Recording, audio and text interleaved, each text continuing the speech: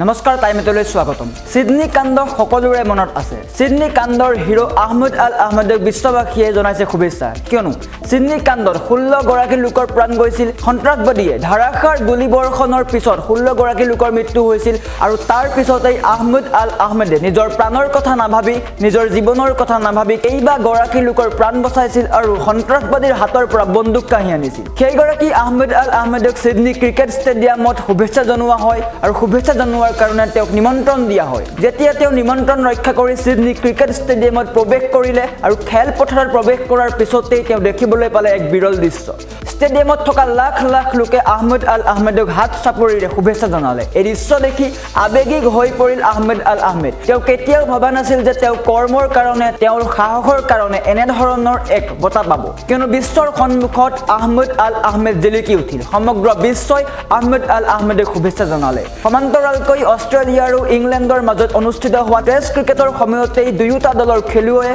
আহমেদ আল আহমেদক শুভেচ্ছা জনোৱা দেখিবলৈ পোৱা গ'ল আৰু এই সকলোবোৰ দেখিয়েই আবেগিক হৈ পৰিল আহমেদ